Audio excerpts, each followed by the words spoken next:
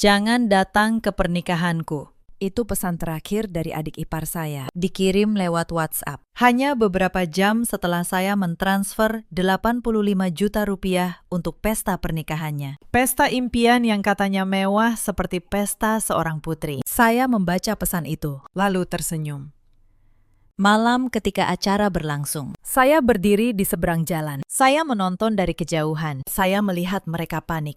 Saya melihat ibu mertua saya berlutut memohon pada pengelola gedung agar pintu dibuka. Tapi pintu itu tetap terkunci. Dan saya tahu persis kenapa. Saya hanya memenuhi permintaan mereka. Mereka tidak mau saya datang. Maka acara itu pun tidak datang. Keluarga yang selama 3 tahun merendahkan saya malam itu justru merendahkan diri mereka sendiri di depan ratusan tamu. Halo, sahabat. Selamat datang kembali di kanal ini. Sebelum cerita ini dimulai, tuliskan di kolom komentar. Dari kota mana kalian menonton malam ini? Jangan lupa tekan tombol suka dan berlangganan, Supaya kanal ini bisa terus menemani kalian dengan kisah-kisah nyata yang lain. Sekarang, mari kita mulai. Nama saya Vika. Usia saya 38 tahun. Saya seorang pemilik butik batik di kawasan Bintaro. Sudah 7 tahun saya membangun usaha itu dari nol. Dari satu mesin jahit bekas di garasi rumah. Saya tidak pernah meminta apapun dari siapapun. Saya hanya percaya pada satu hal, bahwa kerja keras yang sunyi suatu hari akan bersuara paling lantang. Saya menikah dengan Andika 10 tahun yang lalu. Andika anak sulung di keluarganya. Lelaki yang baik sebenarnya. Tapi baik yang lemah, baik yang tidak pernah berani berkata tidak pada ibunya. Saya jatuh cinta pada Andika justru karena kelembutannya. Saat itu, saya pikir, Lelaki yang penurut pada ibunya pasti akan menjadi suami yang setia. saya tidak tahu Bahwa kelembutan yang tidak punya batas suatu hari akan berubah menjadi senjata yang melukai saya sendiri. karena kelembutan tanpa keberanian bukanlah kebaikan. Ia hanyalah ketakutan yang berpura-pura menjadi kasih sayang. Butik saya bangun benar-benar dari nol. dulu. Saya hanya menjahit pesanan kecil dari tetangga. 1, 2, potong baju. Untuk menambah penghasilan keluarga. Lalu pelanggan saya bertambah. Mulut ke mulut membawa nama saya. Saya belajar mendesain motif batik sendiri. Motif yang tidak ada di tempat lain. Saya menabung sedikit demi sedikit. Membeli mesin jahit kedua. Lalu ketiga. Saya mempekerjakan 2 penjahit. Lalu 5. Setiap jahitan di butik itu ada keringat dan air mata saya di dalamnya. Saya bercerita panjang tentang butik ini, bukan untuk membanggakan diri, tapi karena penting bagi kalian untuk mengerti. Setiap rupiah yang nanti diambil paksa dari saya, bukan uang warisan, bukan uang yang jatuh dari langit. Itu adalah uang yang saya peras dari jari-jari saya sendiri, malam demi malam, di depan mesin jahit. Kami tinggal di rumah ibu mertua saya di sebuah kompleks lama di Depok. Bukan karena kami tidak mampu menyewa tempat sendiri. Saya sudah berkali-kali mengajak Andika pindah ke rumah kecil milik saya di Bintaro. Tapi setiap kali saya membuka mulut, Ibu Salwa selalu punya alasan. katanya, anak sulung tidak boleh meninggalkan ibunya. Katanya, Rumah ini akan sepi tanpa Andika. dan Andika seperti biasa hanya menunduk.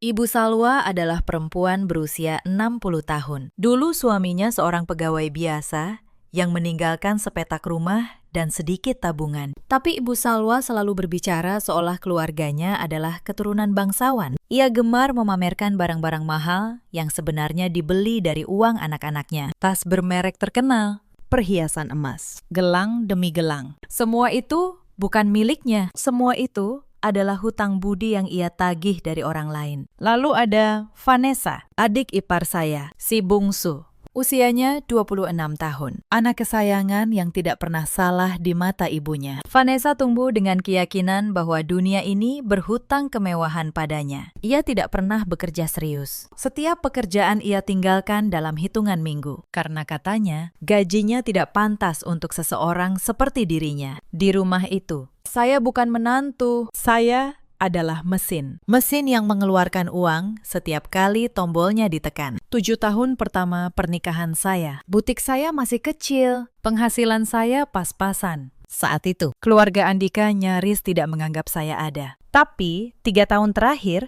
ketika usaha saya mulai berkembang, ketika pelanggan saya bertambah, semuanya berubah. Mereka mulai melihat saya bukan sebagai manusia, tapi sebagai sumber dana. Awalnya kecil. Ibu Salwa meminjam 2 juta untuk berobat. Saya berikan dengan ikhlas, karena ia ibu suami saya. Lalu Vanessa meminjam 5 juta untuk membeli ponsel keluaran terbaru. Katanya untuk melamar kerja. Padahal ponsel itu hanya ia pakai untuk memamerkan gaya hidup di media sosial. Pinjaman demi pinjaman, yang tidak pernah 1 rupiah pun dikembalikan. Saya diam saja. Suami saya selalu berkata, "Sudahlah, mereka kan keluarga kita." Maka saya menelan semuanya. Saya pikir mungkin ini harga yang harus saya bayar untuk sebuah keluarga. Tapi saya salah, karena bagi orang yang tamat, kesabaran kita bukan kebaikan. Kesabaran kita adalah izin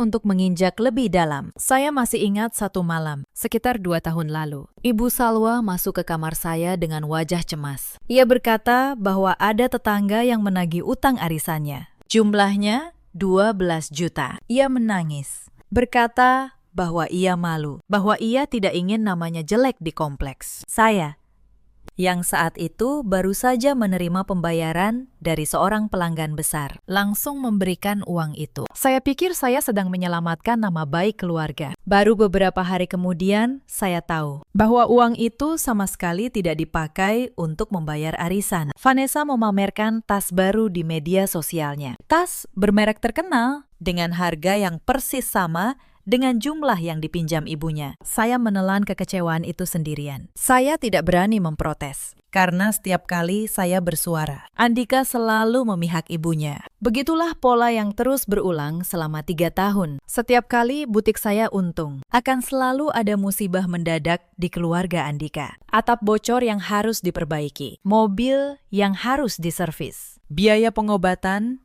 yang entah benar atau tidak, setiap rupiah yang saya hasilkan, seolah mereka anggap sebagai kas bersama yang boleh diambil kapan saja. Saya pernah mencoba menghitung.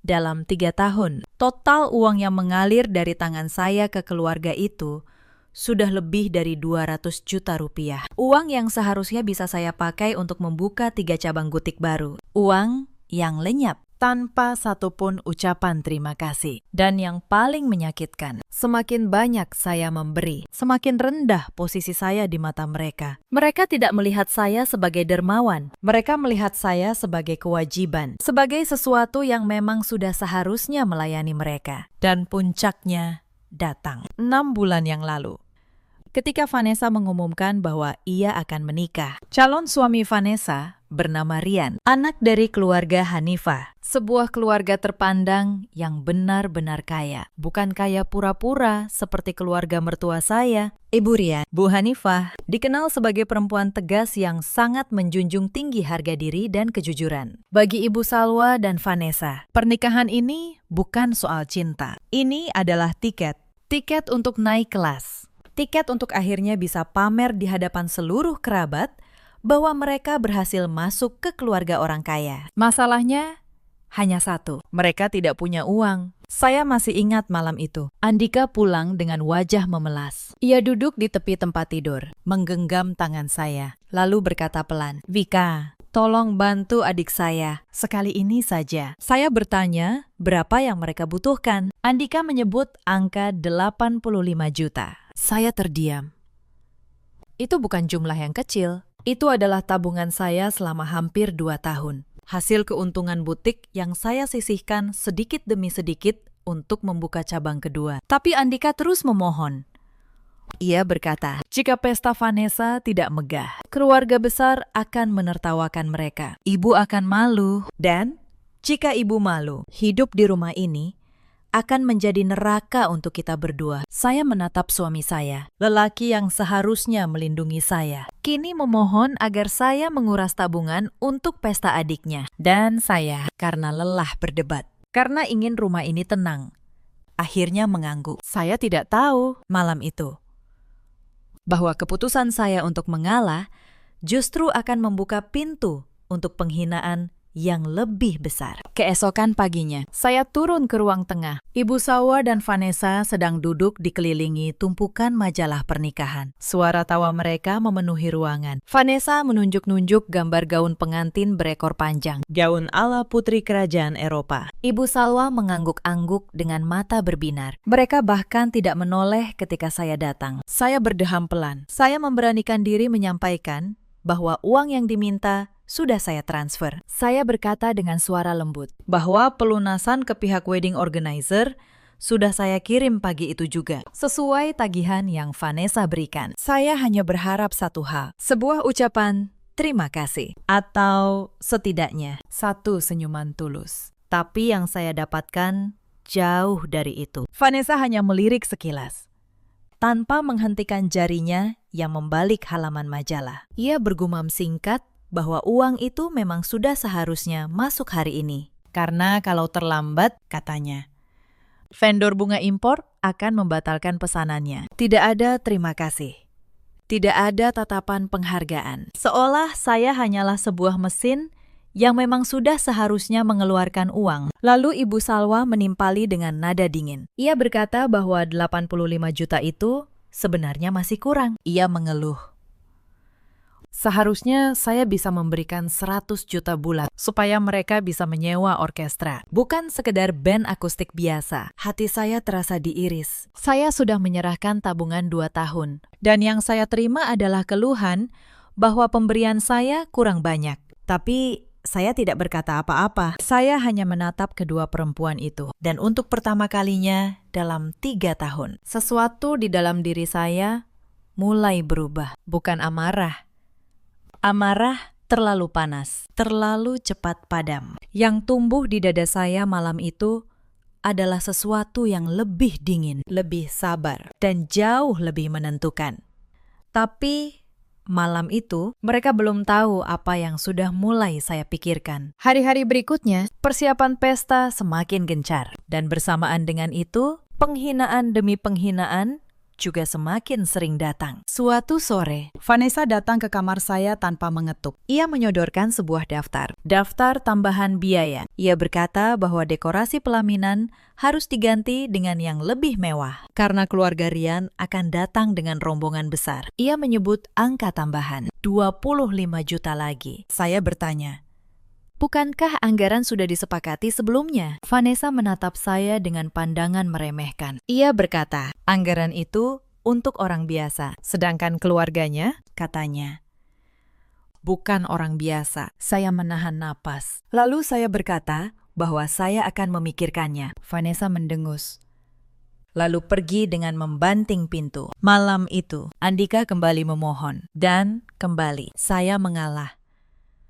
Saya mentransfer 25 juta lagi. Tabungan saya kini benar-benar terkuras, yang membuat saya semakin pedih keesokan harinya. Saya tidak sengaja melihat unggahan Vanessa di media sosial. Ia memamerkan foto dekorasi pelaminan yang baru, dengan tulisan panjang yang berisi rasa syukur. Ia berterima kasih pada ibunya, yang katanya tak kenal lelah berjuang. Ia berterima kasih pada dirinya sendiri, yang katanya pantang menyerah mengejar mimpi. Tidak ada satu kata pun, satu huruf pun tentang saya, tentang uang saya, tentang pengorbanan saya. Saya menutup ponsel itu pelan. Saya tidak marah lagi. Saya hanya merasa semakin yakin bahwa apa yang sedang saya pikirkan adalah hal yang benar. Beberapa hari kemudian, sesuatu terjadi yang membuat saya mulai membuka mata. Saya sedang merapikan ruang tamu ketika menemukan setumpuk undangan pernikahan yang baru dicetak. Undangan yang indah, dengan kertas tebal dan tinta emas. Saya mengambil satu dan membacanya. Di bagian bawah undangan itu,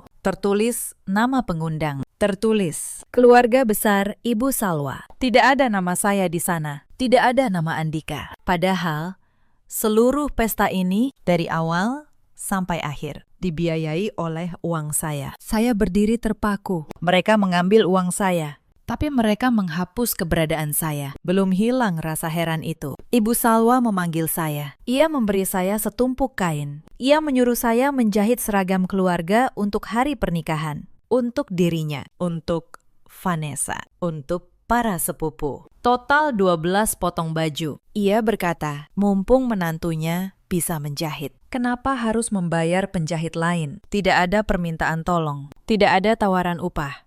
Hanya perintah, seolah keahlian saya, yang saya bangun bertahun-tahun, adalah milik mereka secara cuma-cuma. Saya mengerjakan 12 potong baju itu sampai larut malam, selama hampir seminggu, dengan jari yang tertusuk jarum berkali-kali. Dan ketika selesai, tidak satu pun dari mereka mengucapkan terima kasih. Vanessa malah mengeluh, katanya jahitan di bagian lengannya kurang rapi. Saya hanya tersenyum. Senyum yang semakin lama semakin dingin. Beberapa hari kemudian, Vanessa datang lagi dengan tuntutan baru. Kali ini, ia ingin mengganti band akustik dengan sebuah orkestra penuh. Ia juga ingin menambah gaun cadangan. Gaun kedua untuk sesi foto, yang harganya saja mencapai 15 juta. Ketika saya bertanya, apakah anggaran masih cukup? Vanessa menjawab dengan ketus, bahwa itu bukan urusan saya. Tugas saya, katanya, hanya membayar. Saya menatapnya cukup lama malam itu. Saya ingat, di dalam kepala saya ada suara kecil yang bertanya, sampai kapan ini akan berlanjut? Sampai kapan saya akan terus diperas seperti ini? Tapi saya menelan pertanyaan itu untuk yang kesekian kalinya. Lalu, ada satu peristiwa kecil yang menjadi luka tersendiri. Suatu sore, saya tidak sengaja mendengar Vanessa berbicara dengan perencana acara melalui telepon. Ia sedang menyusun daftar tamu kehormatan dan tata letak meja.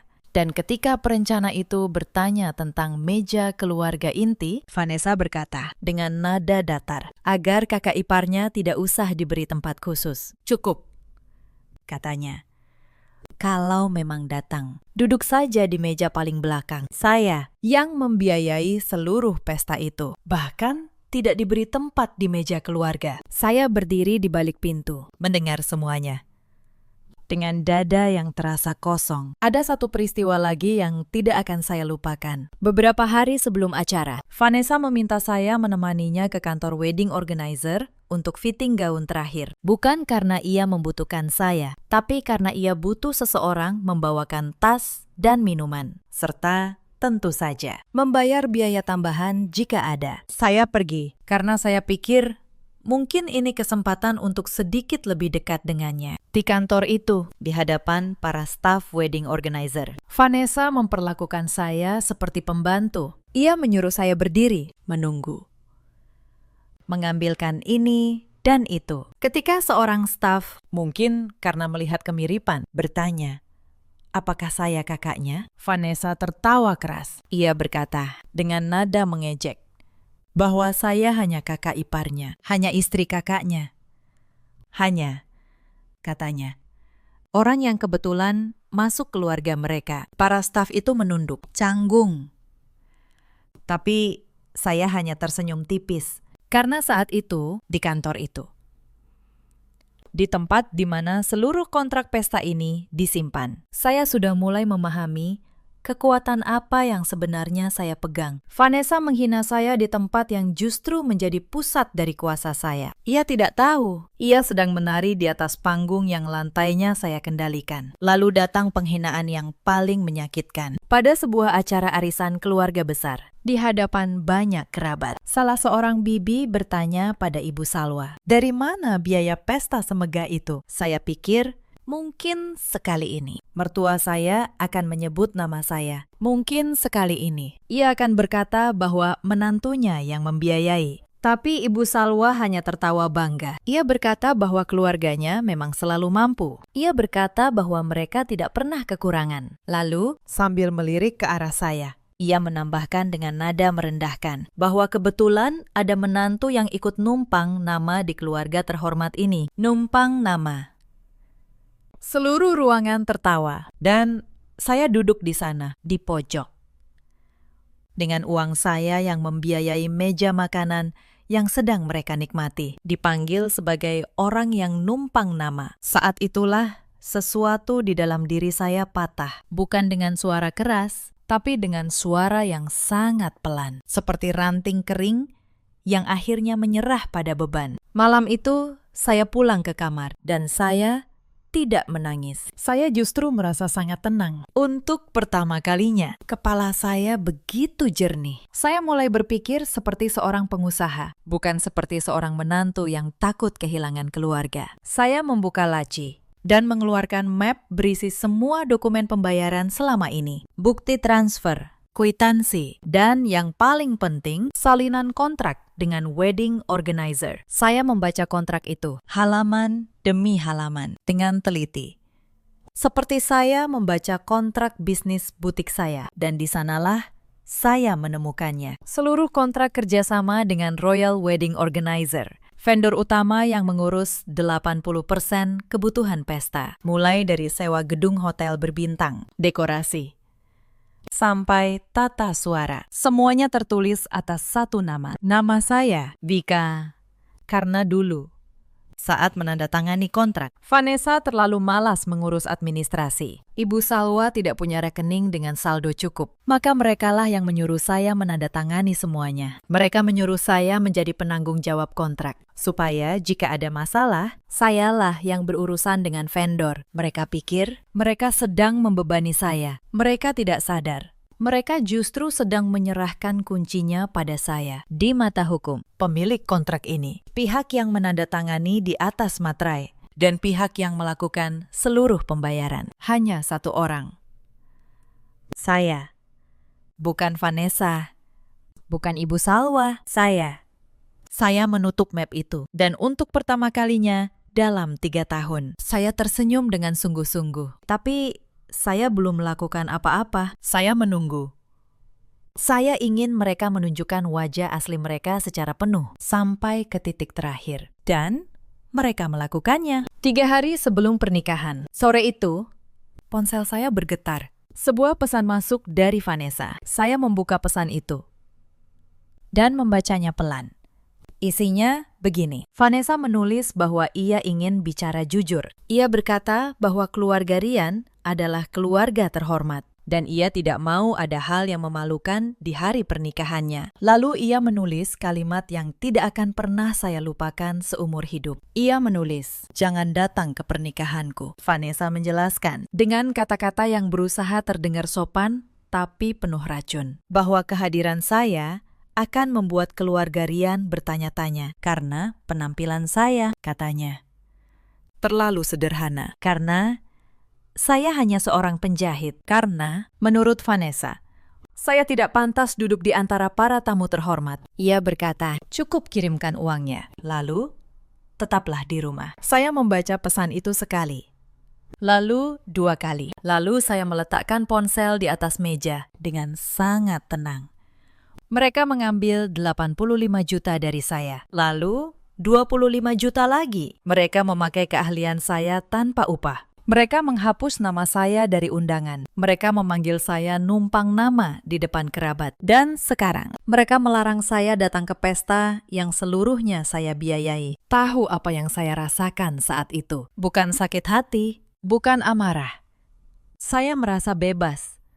Karena dengan pesan itu, Vanessa baru saja memberi saya izin penuh. Izin untuk berhenti menjadi mesin. Izin untuk akhirnya mengambil kembali apa yang memang milik saya. Saya duduk lama di tepi tempat tidur malam itu. Saya memikirkan 3 tahun yang telah lewat. Semua malam ketika saya menelan air mata sendirian. Semua kali ketika saya memberi dan dibalas dengan hinaan.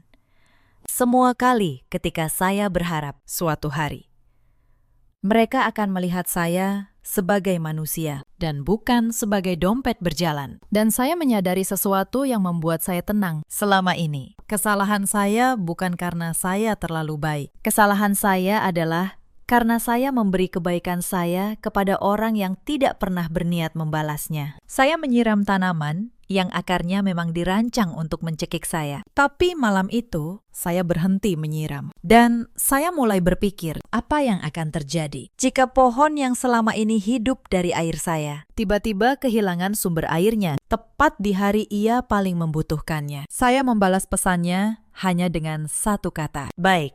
Lalu, saya menelpon Andika. Saya berkata pada suami saya dengan suara yang lembut dan tenang Bahwa saya menghormati keputusan adiknya. bahwa saya tidak akan datang ke pernikahan itu. Andika di seberang telepon terdengar lega. Ia bahkan berterima kasih. Ia berkata, ia tahu, saya pasti mengerti. Andika tidak tahu Bahwa kelembutan saya malam itu adalah ketenangan sebelum badai. Malam sebelum hari pernikahan. saya tidak tidur. Tapi saya tidak gelisah. Saya justru sibuk. Saya membuka laptop. Dan saya mempelajari kembali setiap pasal di dalam kontrak. Setiap klausul tentang pembatalan. Setiap ketentuan tentang siapa yang berhak mengambil keputusan. Saya juga menelpon seorang kenalan lama, Pak Tono, seorang akuntan yang sering membantu mengurus pembukuan butik saya. Saya membacakan beberapa pasal kontrak itu padanya. Saya bertanya, Apakah benar posisi saya sekuat yang saya kira? Pak Tono mendengarkan dengan saksama. lalu menjawab dengan tenang. Ia berkata, secara hukum, posisi saya tidak terbantahkan Selama nama saya yang tertera sebagai penanggung jawab, dan selama seluruh pembayaran berasal dari rekening saya, maka hanya saya yang berhak membatalkan, tidak ada seorang pun, bahkan mempelai sekalipun. yang bisa memaksa saya. Saya berterima kasih pada Pak Tono. Lalu menutup telepon. Hati saya semakin mantap. Semuanya jelas. Semuanya menguatkan posisi saya. Saya menatap layar laptop itu lama sekali. Selama ini, mereka mengira mereka sedang membebani saya dengan urusan administrasi yang merepotkan. Mereka menyuruh saya menandatangani, mengurus,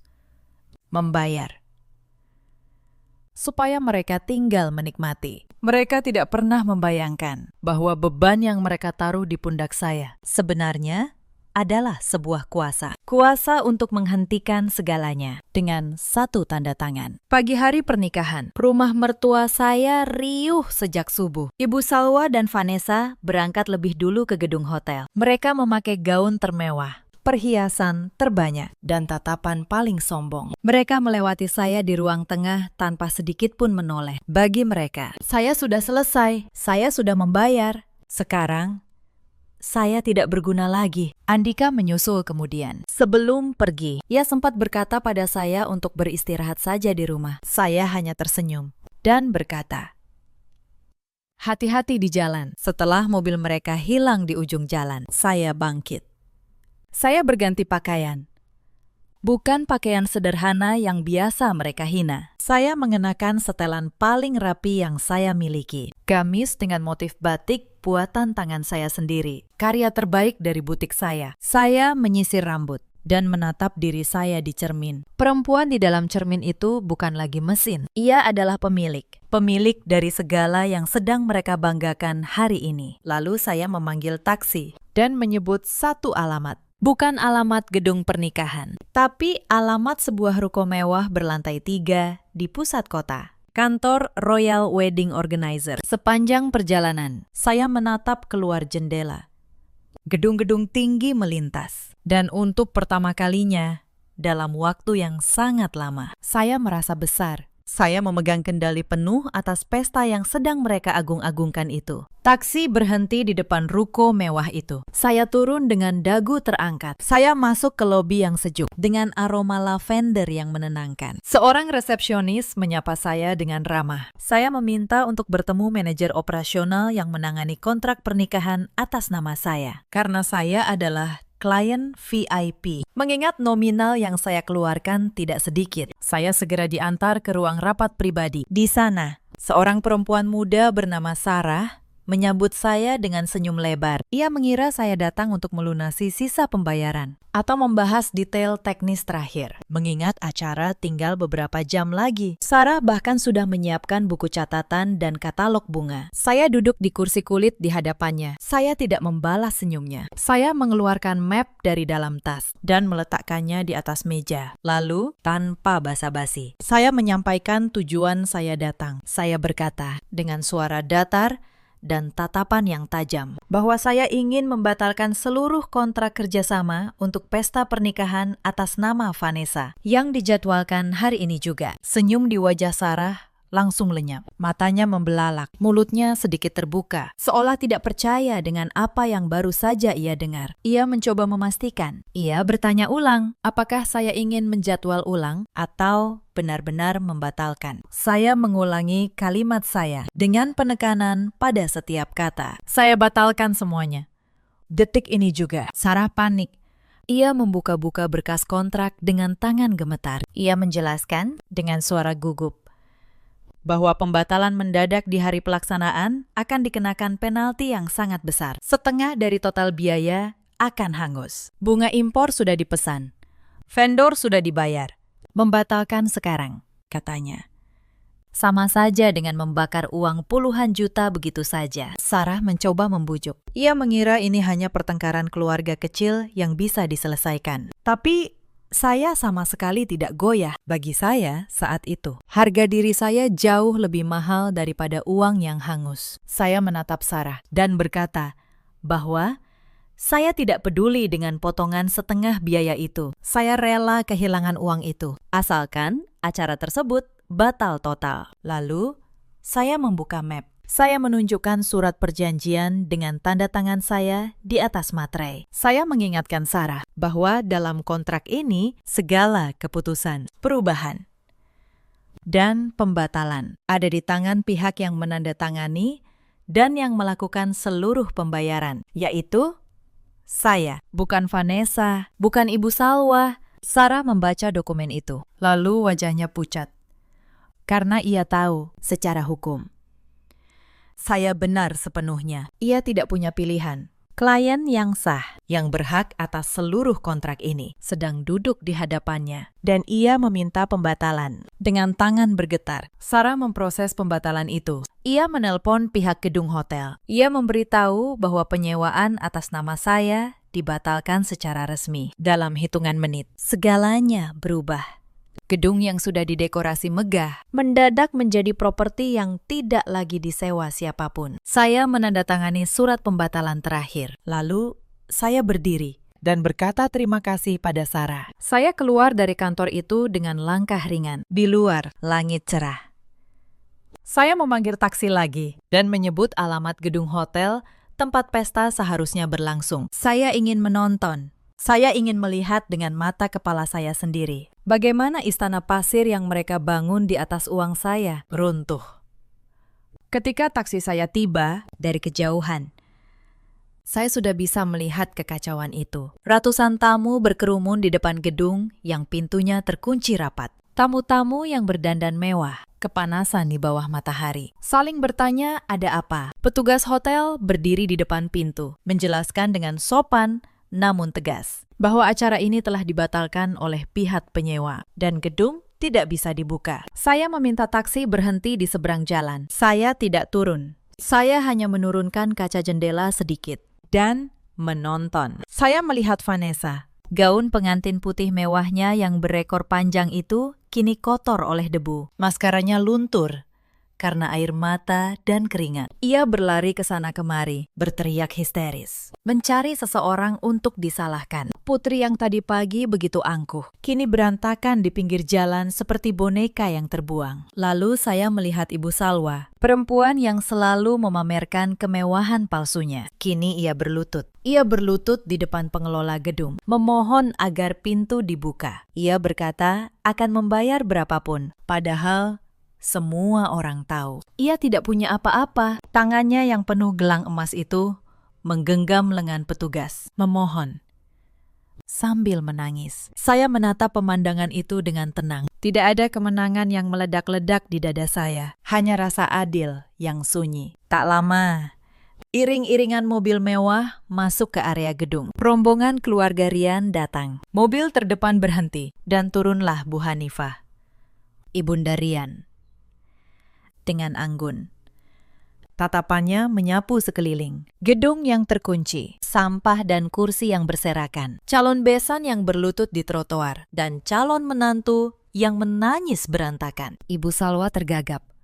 Ia mencoba mengarang cerita bahwa ini kesalahan teknis pihak gedung, bahwa terjadi kesalahan pemesanan ganda. Ia berusaha memposisikan dirinya sebagai korban. Tapi saat itu, Sarah, manajer wedding organizer yang ternyata juga hadir untuk mengurus pembatalan di lokasi, mendengar kebohongan itu. Dan ia tidak terima disalahkan. Sarah berkata dengan jelas, di hadapan semua orang, bahwa tidak ada kesalahan teknis apapun. Ia berkata bahwa acara ini dibatalkan secara resmi oleh pihak penyewa, oleh pemilik kontrak yang sah, yaitu Ibu Vika. Nama saya menggema di udara. Dan di dalam salah satu mobil, saya melihat Andika tersentak hebat. Ia menoleh ke arah kerumunan dengan wajah pucat. Ia akhirnya menyadari semua kepingan yang hilang. Kenapa saya begitu tenang malam itu? Kenapa saya tidak marah ketika dilarang datang? Kenapa saya bahkan mengucapkan terima kasih? Andika turun dari mobil dan matanya mencari-cari. Lalu ia melihat taksi saya di seberang jalan. Ia berlari menyeberang, menghampiri saya dengan wajah penuh tanya. Ia bertanya dengan suara bergetar, apakah benar saya yang melakukan ini semua? Saya tidak menghindar. Saya membuka pintu taksi dan keluar. Saya berdiri di hadapannya di tepi jalan itu dengan tenang. Untuk pertama kalinya dalam 10 tahun, saya menatap matanya tanpa rasa takut sedikit pun. Saya menjawab dengan tenang. Saya berkata bahwa saya hanya mengambil kembali apa yang menjadi hak saya. Saya mengingatkannya bahwa uang itu uang saya. Kontrak itu atas nama saya. Jika mereka tidak menginginkan kehadiran saya, maka mereka juga tidak berhak menikmati fasilitas yang saya bayar. Saya melanjutkan dengan suara yang lebih pelan, namun setiap katanya menusuk. Saya bertanya padanya, di mana ia selama 3 tahun ini? Saya bertanya, kemana suami yang seharusnya berdiri di samping saya ketika ibunya menyebut saya numpang nama di depan kerabat? Ketika adiknya melarang saya datang ke pesta yang saya biayai sendiri, saya bertanya, apakah ia pernah sekali saja membela saya? Andika terdiam 1000 bahasa. Ia tidak mampu membantah karena jauh di lubuk hatinya ia tahu saya benar. Ia menunduk. Bahunya yang selama ini selalu tegap karena gengsi, kini turun. Seperti seseorang yang baru saja kalah dalam pertarungan melawan dirinya sendiri. Di kejauhan, Bu Hanifah menatap tajam ke arah Vanessa dan Ibu Salwa. Ia perempuan cerdas yang tidak mudah dibohongi. Fakta bahwa seluruh pesta megah itu ternyata dibiayai dan dikontrak atas nama saya, sang kakak ipar yang selama ini direndahkan. Dan bukan atas nama keluarga Vanessa yang mengaku kaya raya. Membuka mata Bu Hanifah lebar-lebar. Ia menyadari bahwa selama ini keluarga calon menantunya hanyalah benalu yang bersembunyi di balik topeng kemewahan palsu. Dengan suara tenang namun penuh wibawa, Bu Hanifah berkata bahwa keluarganya tidak bisa menerima pernikahan yang dibangun di atas kebohongan dan kepura-puraan. Bu Hanifah berjalan mendekati Ibu Salwa yang masih berlutut. Ia tidak berteriak, ia tidak memaki. Justru ketenangannya itulah yang membuat semua orang terdiam. Ia berkata bahwa ia datang ke pernikahan ini dengan niat tulus untuk menyambut sebuah keluarga baru. Tapi yang ia temukan, katanya, hanyalah sebuah keluarga yang membangun kehormatan di atas uang orang lain. Dan kemudian menendang orang itu seperti sampah. Ia menatap Vanessa dan berkata bahwa seorang perempuan yang tega merendahkan kakak iparnya sendiri. Perempuan yang membiayai pesta impiannya. Bukanlah perempuan yang pantas menjadi ibu bagi cucu-cucunya kelak. Ucapan itu terdengar pelan, tapi menghantam seperti palu. Lalu, di hadapan ratusan tamu, Bu Hanifah membatalkan pernikahan itu. Ia mengajak Rian dan seluruh rombongannya pergi. Rian sempat menatap Vanessa dengan kecewa, lalu berbalik mengikuti ibunya. Mobil-mobil mewah itu pergi, meninggalkan debu dan kehancuran. Vanessa berteriak histeris. Ia menyalahkan saya. Ia memaki saya sebagai perempuan jahat yang iri. Ia memperlihatkan sifat aslinya yang kasar di depan sisa-sisa tamu yang masih ada. Tapi tidak ada lagi yang peduli. Semua orang sudah melihat siapa mereka sebenarnya. Tepat saat itu, ponsel Andika berdering. Nama Ibu Salwa muncul di layar. Andika ragu untuk mengangkatnya. Tapi saya, dengan tenang, meminta ia menekan tombol pengeras suara. Saya ingin ia mendengar sendiri suara asli ibunya. Begitu tersambung, jeritan Ibu Salwa langsung memenuhi kabin mobil. Ia berteriak, mencari saya. Menyuruh saya datang membawa uang untuk menyogok pengelola gedung agar pintunya dibuka. Ia memaki saya, menyebut saya perempuan, tidak tahu diuntung. Perempuan yang sengaja mempermalukan keluarga. Andika mendengar semua itu. Mendengar bagaimana ibunya di saat genting masih saja menuntut uang dari istrinya. Tidak ada satu kata pun yang menanyakan kabar Andika. Tidak ada satu kata pun penyesalan. Hanya tuntutan dan makian. Dan disitulah saya melihat sesuatu padam di mata suami saya. Sesuatu yang selama 10 tahun membuatnya tunduk. Akhirnya mati. Andika meraih ponsel itu, dan dengan suara yang untuk pertama kalinya terdengar tegas, ia berkata pada ibunya bahwa pesta ini batal karena perbuatan mereka sendiri. Lalu ia menutup telepon. Ia menoleh pada saya, matanya basah. Ia berkata, "Maaf, hanya satu kata itu." Tapi saya tahu kata itu lahir dari 10 tahun yang akhirnya ia pahami. Hari itu berakhir dengan cara yang tidak pernah dibayangkan oleh siapapun. Bukan dengan pesta megah, tapi dengan runtuhnya seluruh kepura-puraan yang dibangun bertahun-tahun. Sore harinya, saya dan Andika pulang. Bukan ke rumah mertua, tapi ke rumah kecil saya di Bintaro. Rumah yang dulu selalu ditolak Andika. Kini menjadi tempat ia memulai hidup yang baru. Beberapa jam kemudian, Ibu Salwa dan Vanessa datang ke rumah itu. Mereka menggedor pintu. Vanessa berteriak, menuntut saya mengembalikan uang yang dibatalkan, yang menurutnya adalah haknya. Ibu Salwa ikut berteriak, mengancam akan mengusir kami dari keluarga. Andika membuka pintu, tapi kali ini ia berdiri di depan saya, melindungi saya. Ia berkata pada ibunya dan adiknya dengan tenang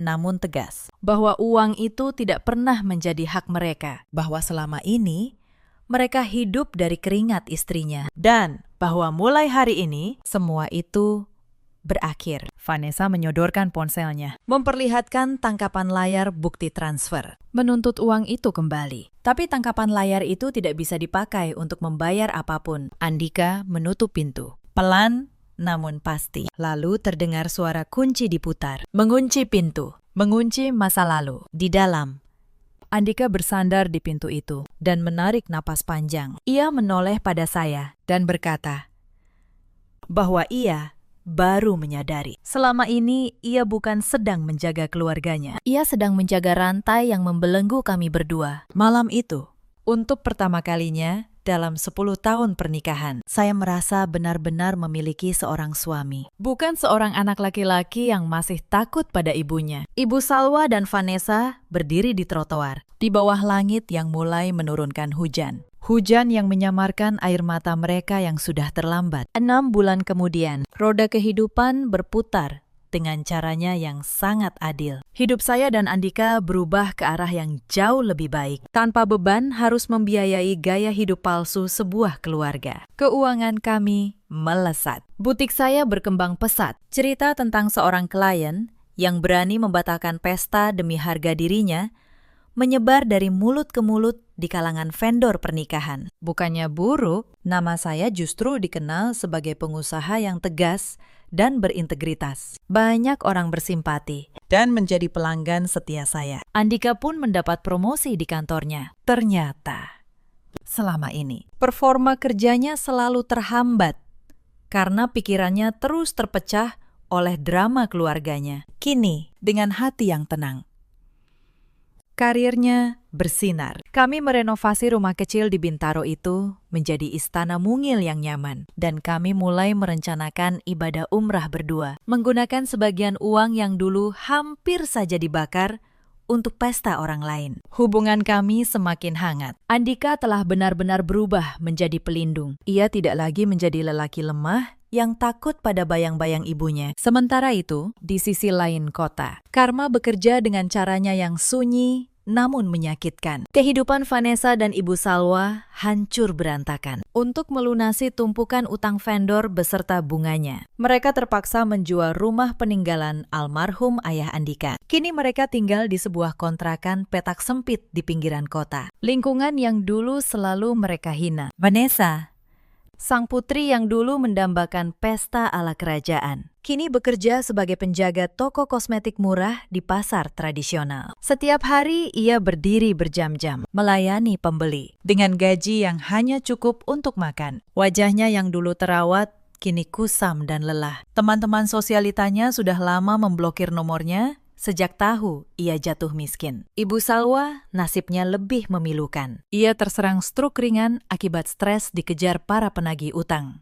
Kini, ia hanya bisa duduk di kursi roda, di depan televisi kecil, di kontrakan yang sempit itu. Tidak ada tetangga yang mau menjenguknya, karena mulutnya yang masih saja tajam. Ia sering meracau, memanggil nama Andika, berharap anak sulungnya datang menjemput. Tapi harapan itu sia-sia. Konon, dari cerita seorang kerabat lama, Ibu Salwa pernah berkata pada Vanessa, di sela-sela kemarahannya, bahwa seharusnya dulu mereka memperlakukan saya dengan lebih baik. Tapi kata-kata itu datang terlambat. Penyesalan yang lahir setelah semuanya runtuh hanyalah air mata yang jatuh di atas tanah yang sudah kering. Tidak ada gunanya. Tidak menumbuhkan apa-apa. Suatu malam di akhir pekan, saya dan Andika makan malam di sebuah restoran kaca di pusat kota. Kami tertawa, membicarakan rencana umrah kami. Saat itulah, sebuah angkutan umum berhenti tepat di depan jendela restoran. Di dalamnya, di antara penumpang yang berdesakan, saya melihat sebuah wajah yang saya kenal. Vanessa.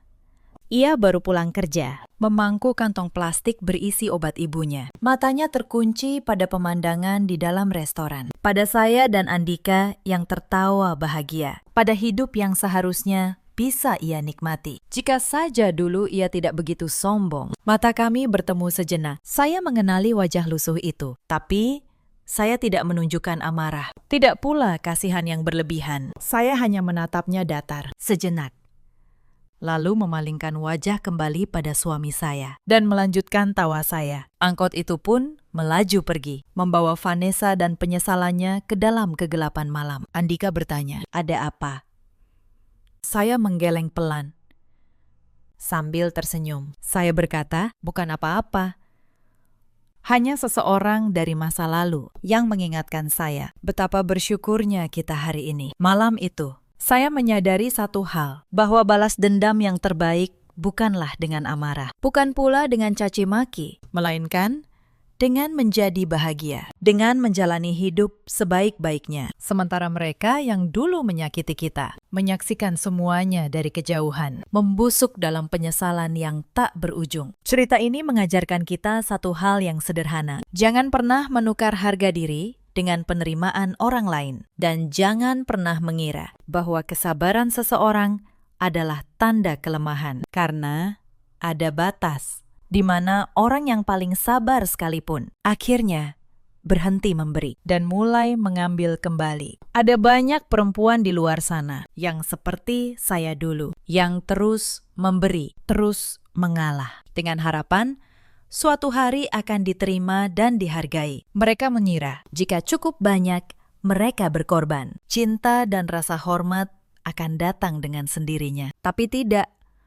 Bagi orang yang tamak, pengorbanan kita hanya membuat mereka semakin lapar. Ada juga banyak suami seperti Andika dulu, lelaki yang baik, tapi terlalu lemah untuk membela, yang mengira diam adalah cara menjaga kedamaian. Padahal diam, mereka justru memberi izin bagi ketidakadilan untuk tumbuh subur di rumah sendiri. Dan ada pula para ibu mertua serta para ipar yang mengira bahwa hubungan keluarga adalah cek kosong yang bisa dicairkan kapan saja, yang lupa bahwa rasa hormat tidak bisa dibeli. dan tidak bisa dituntut. Ia hanya bisa diberikan kepada mereka yang juga memberi. Dalam hidup, kita selalu punya pilihan. Memutus hubungan yang merusak bukanlah sebuah dosa. Ia adalah upaya menyelamatkan diri dan menyelamatkan rumah tangga kita. Jika kalian pernah berada di posisi saya atau mengenal seseorang yang sedang mengalaminya, ceritakanlah kisah kalian di kolom komentar. Mungkin cerita kalian akan menjadi kekuatan bagi orang lain yang sedang berjuang dalam diam. Terima kasih sudah menemani saya sampai akhir. Sampai jumpa di cerita berikutnya. Ceraikan saja istrimu. Dia pembawa sial. Cari wanita yang lebih kaya. Begitu teriak ibu mertua dengan sombong. Tepat di malam suami saya naik jabatan. 1 hari kemudian, suami menceraikan saya dan mengusir saya dari rumah. Namun, besok paginya, saat ia sampai di kantor, suami saya histeris melihat saya sudah duduk tenang di kursi pemimpin perusahaannya. Halo, sahabat. Selamat datang kembali di channel ini. Sebelum cerita dimulai, tuliskan di kolom komentar kalian menonton dari daerah mana. Jangan lupa like dan subscribe agar channel ini terus berkembang dan bisa menghadirkan kisah yang lebih menarik lagi. Mari kita mulai. Nama saya Nazia, 32 tahun. Sudah 8 tahun saya menjadi istri seorang pria bernama Anwar. Bagi semua orang yang mengenal saya hanyalah seorang ibu rumah tangga biasa. Perempuan pendiam yang setiap hari sibuk di dapur, melayani suami dan mertua tanpa pernah mengeluh. Itulah yang mereka lihat. Itulah yang saya biarkan mereka percaya selama bertahun-tahun. Malam itu, udara terasa sangat sejuk. Namun suasana di dalam rumah besar berlantai 2 milik Anwar justru terasa panas oleh sorak-sorai perayaan. Rumah mewah berpilar tinggi itu dipenuhi puluhan tamu undangan, para pengusaha, rekan kerja, hingga petinggi perusahaan tempat Anwar bekerja. Malam ini adalah malam bersejarah baginya. Pria itu baru saja menerima surat keputusan pengangkatan. Sebuah jabatan direktur utama yang ia idam-idamkan bertahun-tahun. Wajah Anwar berseri-seri penuh kebanggaan. Tawanya menggelegar memenuhi setiap sudut ruangan saat ia menerima jabat tangan, pelukan, dan ucapan selamat dari para tamu. Ia merasa sudah berada di puncak dunia. Kesombongan merayap naik perlahan ke kepalanya, menutupi semua ingatan tentang masa sulit yang pernah ia lalui. Ia lupa pada keringat dan air mata yang menyertai perjuangannya dahulu. Ia lupa siapa yang sebenarnya membuka jalan itu untuknya. Di tengah kemeriahan dan alunan musik klasik, ibu mertua saya, Bu Sana, duduk di sofa ruang tamu utama dengan gaya yang sangat angkuh. Ibu kandung Anwar itu memakai perhiasan emas mencolok di leher dan pergelangan tangannya. Ia terus memamerkan kesuksesan anak laki-lakinya kepada ibu-ibu lain yang duduk mengelilinginya. Suaranya sengaja dikeraskan agar semua orang mendengar. Lihat, anak saya sekarang direktur, katanya bangga. Bu Sana merasa derajat keluarganya kini naik berkali lipat dibanding masa lalu mereka yang serba kekurangan. Namun di balik senyum lebarnya, ada satu hal yang mengganggu pikirannya malam itu. Hal itu adalah kehadiran saya, menantunya sendiri. Saya melangkah keluar dari arah dapur, membawa nampan kayu besar, berisi gelas-gelas minuman dingin, dan berbagai makanan ringan untuk para tamu. Saya mengenakan pakaian tertutup, lengkap dengan hijab yang membingkai wajah. Wajah saya tampak tenang seperti biasa. Namun, ada garis kelelahan yang jelas di bawah mata saya. Sejak pagi buta, sebelum matahari terbit, saya sudah sibuk berbelanja bahan makanan ke pasar, membersihkan rumah, hingga memasak semua hidangan mewah ini seorang diri tanpa bantuan pelayan. Bu Sana sengaja tidak menyewa jasa catering dengan alasan ingin menghemat pengeluaran. Namun di saat yang sama, ia menuntut semua makanan harus seenak hidangan restoran bintang 5. Saya tidak pernah mengeluh sedikit pun. Saya mengerjakan semua perintah ibu mertua dengan sabar, karena saya ingin menghargai hari bahagia suami yang saya cintai. Saat itu, saya masih percaya di balik kesombongannya. Anwar adalah pria yang dulu saya nikahi. Padahal, saya tahu satu hal yang tidak mereka tahu. Saya tahu bahwa kesabaran ini ada batasnya. Dan malam itu, tanpa mereka sadari. Batas itu sedang berjalan menuju ujungnya. Mari saya ceritakan sedikit tentang masa lalu kami. 8 tahun lalu, Anwar bukan siapa-siapa. Ia hanya seorang pegawai rendahan dengan gaji pas-pasan dan mimpi yang terlalu besar untuk kantongnya. Saya menikahinya bukan karena harta. saya menikahinya karena saat itu ia tulus dan karena saya melihat ada api kerja keras di matanya. Yang tidak Anwar ketahui sepenuhnya adalah asal-usul keluarga saya. Ayah saya seorang pengusaha yang membangun sebuah grup perusahaan dari nol. Sejak kecil, saya dilatih membaca laporan keuangan sebelum saya bisa membaca dongeng. Saya menyelesaikan kuliah manajemen bisnis dengan nilai tertinggi. Saya bukan perempuan dapur. Saya adalah pewaris yang sengaja menyembunyikan mahkotanya. Ketika menikah, saya membuat satu keputusan yang akhirnya mengubah segalanya. Saya tidak ingin dicintai karena uang keluarga saya. Maka saya tidak pernah memamerkan apapun. Modal awal yang membuat usaha Anwar berdiri, saya alirkan secara diam-diam lewat investor yang sebenarnya adalah perusahaan milik saya sendiri. Anwar mengira ia mendapat suntikan dana dari relasi bisnis. Ia tidak pernah tahu relasi itu adalah istrinya. Bertahun-tahun saya bekerja dalam diam. Di siang hari, saya memasak dan mengepel. Di malam hari, setelah semua orang tidur, Saya membuka laptop dan menjalankan kerajaan bisnis yang tidak seorang pun di rumah ini ketahui. Tangan kanan saya di dunia bisnis. Seorang pria bernama Pandu. adalah satu-satunya orang yang tahu siapa saya sebenarnya. Saya masih ingat malam-malam itu dengan sangat jelas. Pukul 1 dini hari, sementara Anwar dan ibunya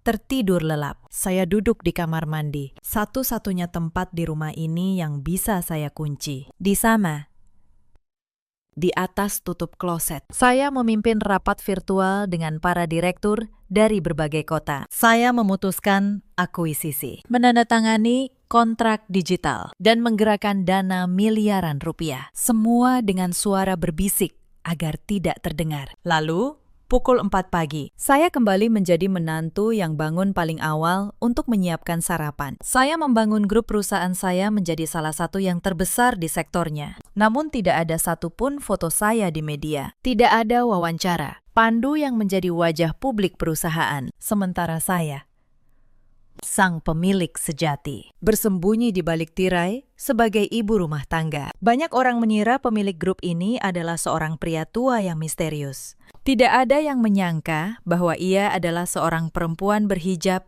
yang setiap pagi mengepel lantai rumah suaminya. Mengapa saya mau hidup seperti itu? Karena saya percaya pada satu hal, bahwa cinta yang tulus tidak butuh dibuktikan dengan harta. Saya ingin Anwar tetap menjadi pria yang dulu saya cintai, pria yang berjuang dengan tangannya sendiri. Saya takut jika ia tahu yang sebenarnya, ia akan berubah menjadi seseorang yang hanya mengejar uang. Ironisnya, ia tetap berubah, bahkan tanpa tahu kebenaran itu. Kesombongan tidak butuh uang untuk tumbuh. Ia hanya butuh hati yang lupa bersyukur. Saya melakukan semua itu karena cinta. Saya ingin Anwar merasa bahwa kesuksesannya adalah hasil tangannya sendiri. Saya ingin ia bangga. Saya rela menjadi bayangan, asal pria yang saya cintai bisa berdiri di bawah sinar. Itulah kesalahan terbesar sekaligus pengorbanan terbesar dalam hidup saya. Namun perlahan, Anwar berubah. Semakin besar perusahaannya, semakin kecil saya di matanya. Ibu mertua datang tinggal bersama kami, dan racun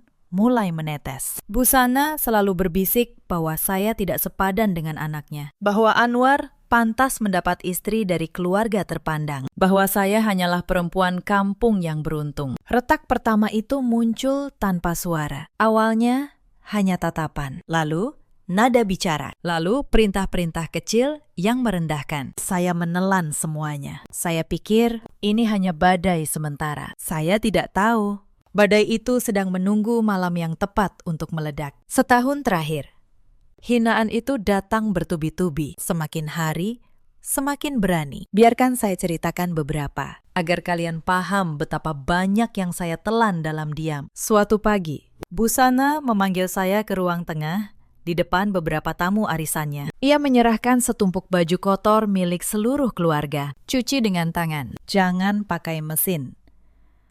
Mesin itu untuk orang malas. Menantu yang baik mencuci dengan tangannya sendiri, katanya sambil tersenyum ke arah teman-temannya. Para ibu itu tertawa pelan. Saya hanya mengangguk, membawa tumpukan itu ke belakang, dan mencuci sampai jari saya keriput. Padahal malam sebelumnya, saya baru saja menutup kesepakatan bisnis senilai puluhan miliar lewat ponsel di kamar mandi. Lalu ada urusan uang belanja. Setiap bulan, Anwar memberi saya uang belanja yang sangat kecil atas saran ibunya. Katanya, agar saya tidak boros. Perempuan kalau dikasih uang banyak, jadi lupa diri, ucap Busana. Saya menerima uang receh itu dengan wajah tenang. Mereka tidak tahu. Rekening pribadi saya bisa membeli rumah ini 100 kali tanpa berkedip. Saya membiarkan mereka merasa berkuasa atas hal sekecil uang dapur. Pernah suatu kali, di hari ulang tahun saya, tidak ada satupun dari mereka yang ingat. Bukannya kue, yang saya terima adalah daftar tugas tambahan. Adik ipar saya, Dini, datang menginap bersama anak-anaknya, dan saya diminta melayani mereka semua seperti pembantu. Dini bahkan pernah melempar sandal ke arah saya hanya karena teh yang saya buat kurang manis. Begini saja tidak becus. Pantas saja Mas Anwar malu punya istri sepertimu, katanya. Saya memungut sandal itu, membuat teh baru, dan menelan air mata di dapur. Malam itu, setelah semua tertidur, saya duduk sendirian di dapur yang gelap. Saya membuka ponsel rahasia saya, dan di sana, di layar kecil itu, terpampang angka yang membuat saya tersenyum getir. Hari itu, perusahaan saya baru saja menutup keuntungan tahunan dalam jumlah yang bahkan tidak bisa dibayangkan oleh keluarga ini. Saya, perempuan yang dilempari sandal karena teh kurang manis, adalah orang terkaya yang pernah duduk di rumah ini. Namun, saya memilih diam karena saya masih berharap, masih percaya bahwa suatu hari Anwar akan kembali menjadi pria yang dulu. Harapan itu, saya akhirnya tahu, adalah penjara yang saya bangun sendiri. Namun yang paling menyakitkan bukan soal pekerjaan. Yang paling menyakitkan adalah saat Anwar mulai ikut merendahkan saya. Suatu malam, di sebuah jamuan makan dengan rekan bisnisnya, ia melarang saya ikut bicara. Kamu diam saja, kamu tidak mengerti urusan bisnis orang besar, bisiknya tajam saat saya hendak menyapa tamunya. Saya, yang mengerti laporan keuangan lebih baik dari semua orang di meja itu, hanya tersenyum dan menunduk. Saya menelan ironi itu bulat-bulat. Pada sebuah acara kumpul keluarga besar, hinaan itu mencapai titik yang lebih jauh. Semua kerabat Anwar berkumpul di hadapan puluhan saudara. Busana dengan sengaja memuji-muji istri sepupu Anwar, seorang perempuan dari keluarga kaya. Nah, ini baru menantu idaman, cantik, dari keluarga terpandang. Bukan seperti yang cuma bisa di dapur. Semua mata melirik ke arah saya. Saya yang saat itu sedang membagikan makanan. Hanya tersenyum tipis dan melanjutkan tugas. Di dalam hati, saya menghitung diam-diam bahwa keluarga perempuan yang dipuji itu sebenarnya berutang besar pada salah satu bank yang merupakan anak perusahaan saya. Dunia memang penuh ironi yang hanya saya yang tahu. Sepupu Anwar bahkan sempat berbisik pada saya di dapur. Mbak, sabar ya. Kadang aku heran, kenapa Mbak betah diperlakukan begitu? Saya hanya menjawab, setiap orang punya alasannya sendiri, Dik.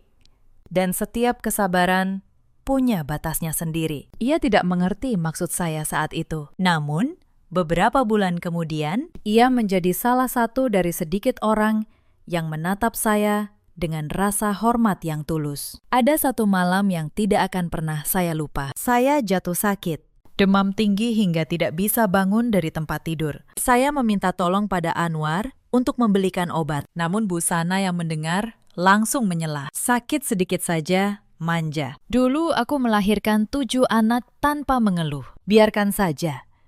Nanti juga sembuh sendiri. Anwar menurut pada ibunya. Malam itu, saya menggigil sendirian, tanpa obat, tanpa seteguk air hangat. Dan di tengah demam itu, untuk pertama kalinya, sesuatu di dalam diri saya membeku dan mengeras menjadi keputusan. Lalu datang puncaknya. Beberapa minggu sebelum malam perayaan, Busana mendesak Anwar untuk menikah lagi. Terang-terangan di depan saya.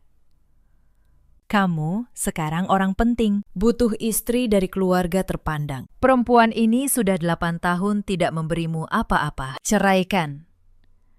Atau setidaknya jadikan dia istri kedua di bawah perempuan yang lebih pantas. Yang membuat hati saya hancur bukan kata-kata Busana, namun karena Anwar, suami saya, hanya diam. Ia tidak membela saya. Diamnya adalah jawaban yang lebih kejam dari 1000 kata. Malam itu, di kamar, saya bertanya pada Anwar dengan suara yang masih saya jaga, tetap lembut. Mas, apakah aku benar-benar tidak ada artinya bagimu? Ia menjawab tanpa menatap saya. Jangan berlebihan, Nasya. Kamu cuma kurang bersyukur tanpa aku. Kamu bukan siapa-siapa. Saya mengangguk pelan. Saya tidak menjelaskan apapun. Karena saat itu, dalam hati, saya sudah tahu bahwa ini adalah akhir. Saya hanya menunggu satu pemicu terakhir. Dan pemicu itu datang di malam perayaan jabatannya. Kembali ke malam perayaan itu. Sejak pagi tadi, saya sudah dimarahi 3 kali. Yang pertama, karena rendang yang saya masak dianggap kurang pedas. Padahal Busana sendiri yang melarang saya membeli cabai terlalu banyak demi berhemat. Yang kedua, karena saya dianggap terlalu lama di pasar. Padahal saya harus berjalan kaki karena tidak diberi ongkos. Yang ketiga, saat saya hampir pingsan kelelahan di dapur, Busana hanya berkata, "Jangan pura-pura lemah. Ini hari penting, anakku. Jangan kamu rusak dengan dramamu." Beberapa jam sebelum tamu datang, Busana memanggil saya ke kamarnya. Ia menyerahkan daftar panjang aturan. Malam ini, kamu tidak boleh duduk, tidak boleh ikut bicara dengan tamu. Kamu cukup melayani di belakang. Dan jangan sekali-kali mengaku sebagai istri Anwar di depan rekan bisnisnya. Cukup bilang kamu pembantu rumah ini. Saya menatapnya. Dan untuk sesaat, ada sesuatu di mata saya yang membuatnya sedikit ragu. Namun, saya hanya mengangguk. "Baik, Bu," jawab saya. Di dalam hati, saya berkata, "Malam ini akan menjadi malam terakhir ibu memerintah saya." Maka di sanalah saya mengenakan pakaian sederhana, menjadi bayangan di pesta suami saya sendiri, membawa nampan, menuang minuman, tersenyum sopan pada tamu yang tidak tahu bahwa perempuan yang melayani mereka sebenarnya bisa membeli seluruh perusahaan tempat mereka bekerja. Saya melayani dengan sabar, menunggu. Lalu, sebuah kaki terjulur. Saya tidak tahu apakah itu disengaja atau tidak. Namun, langkah saya tersandung. Sebuah gelas terjatuh, lalu terguling membentur meja. Gelas itu pecah berantakan, membasahi ujung taplak mahal dan memercik ke lantai pualam. Bunyi pecahan kaca yang nyaring langsung menarik perhatian hampir seluruh tamu. Suasana yang tadinya riuh mendadak menjadi hening. Semua mata tertuju pada saya. "Kamu ini bagaimana? Kerja begitu saja? Tidak becus. Ini rumah direktur, bukan warung pinggir jalan tempat asalmu." Bentak Busana dengan suara lantang yang sengaja dipantulkan ke seluruh ruangan. Saya sangat terkejut.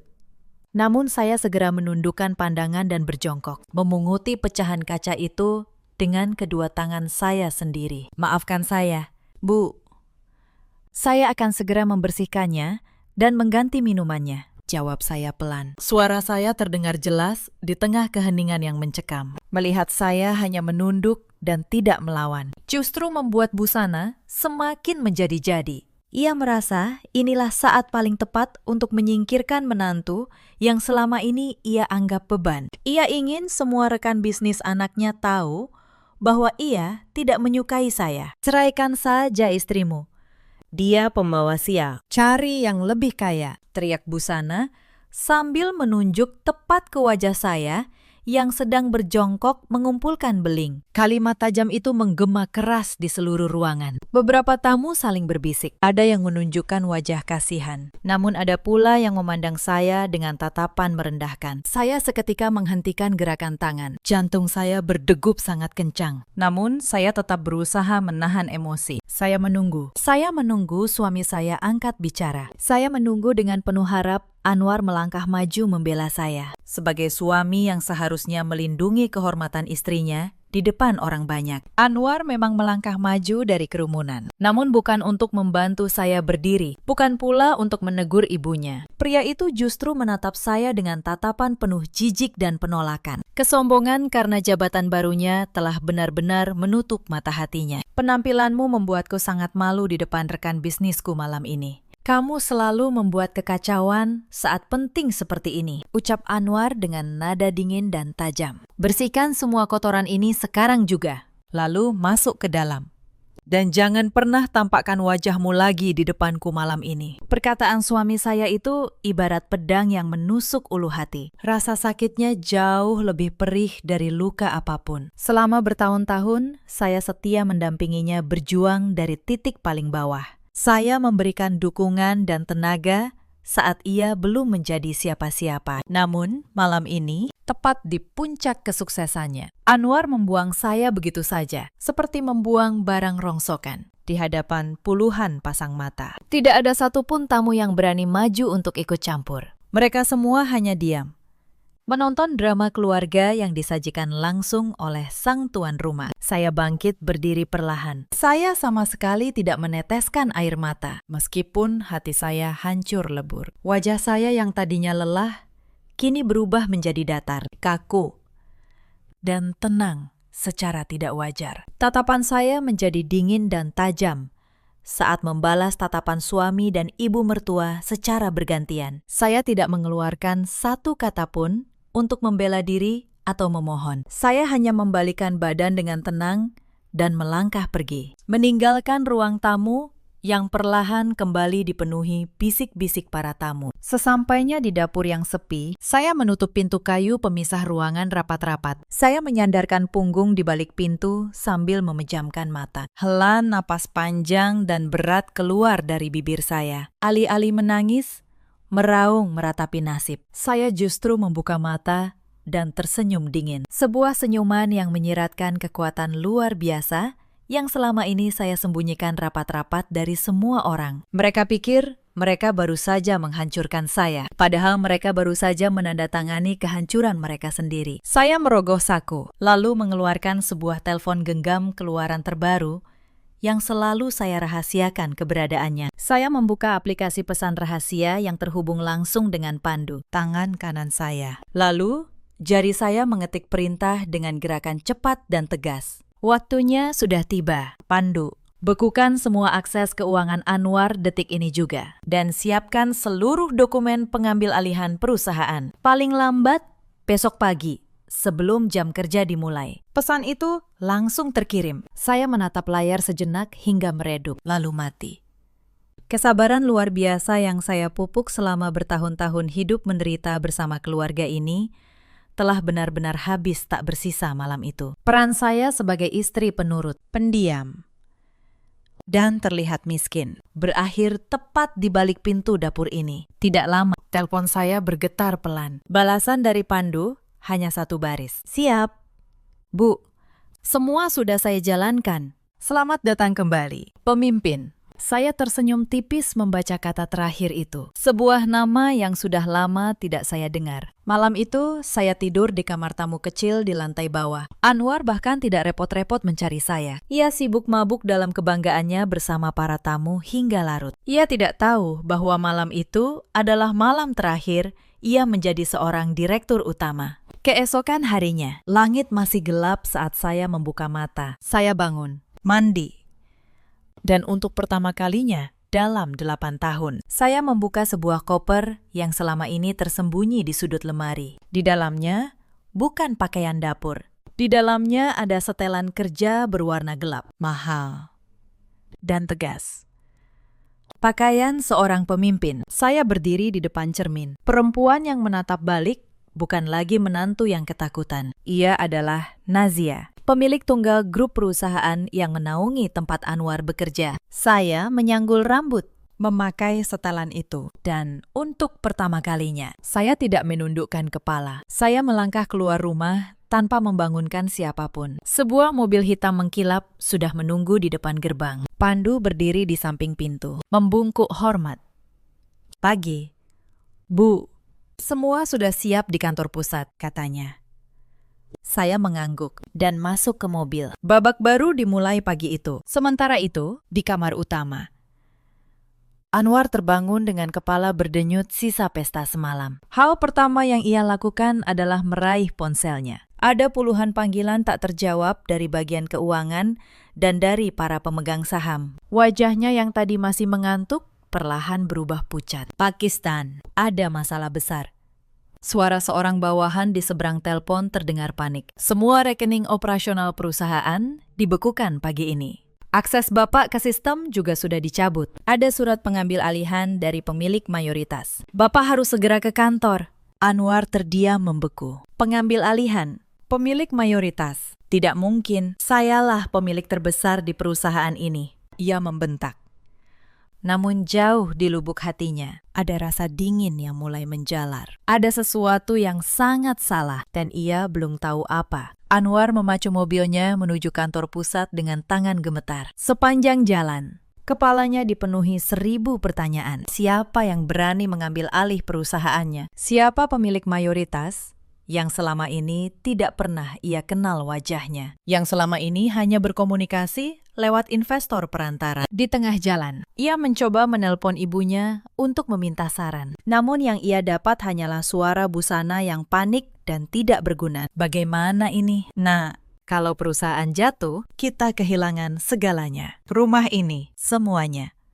Kamu harus melakukan sesuatu. Suara yang semalam begitu angkuh, kini berubah menjadi rengekan ketakutan. Untuk pertama kalinya, Anwar merasakan dingin dari kenyataan bahwa ibunya yang selalu ia patuhi ternyata tidak punya jawaban apapun saat badai datang. Begitu tiba, ia langsung disambut suasana yang aneh. Para karyawan menatapnya dengan pandangan berbeda. Bukan lagi takut dan hormat, melainkan bisik-bisik dan iba. Beberapa satpam yang biasanya membukakan pintu untuknya, kini berdiri kaku.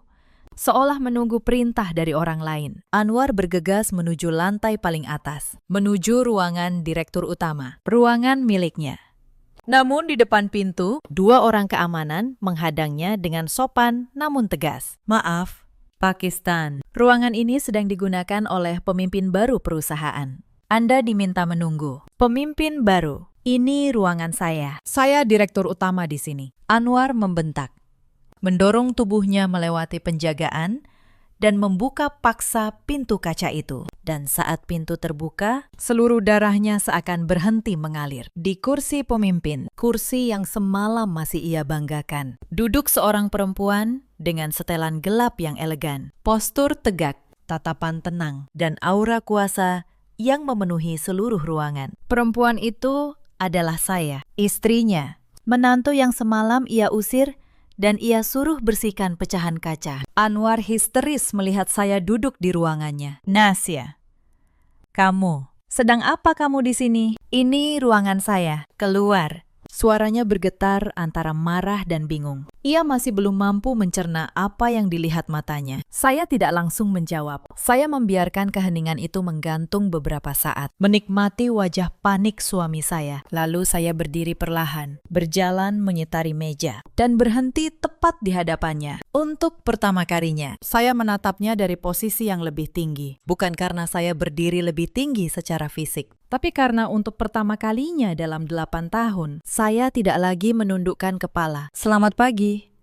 Pak Anwar, ucap saya dengan suara tenang dan dingin. Atau, haruskah saya panggil Anda mantan direktur utama? Karena per pagi ini, jabatan itu sudah tidak lagi milik Anda. Pandu masuk membawa setumpuk dokumen tebal dan meletakkannya di meja, tepat di depan Anwar. Silakan dibaca. Pakistan, kata saya.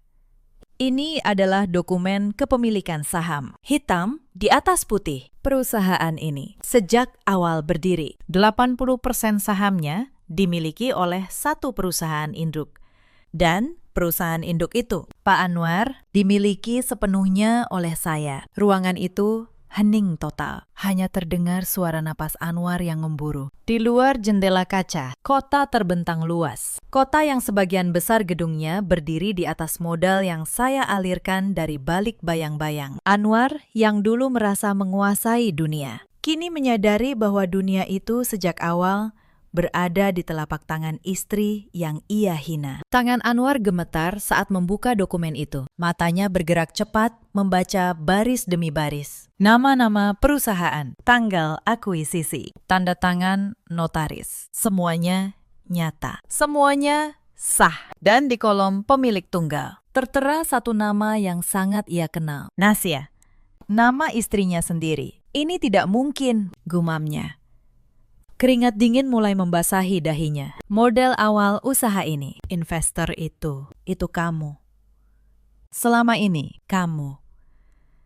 Ya, Pakistan, jawab saya tenang.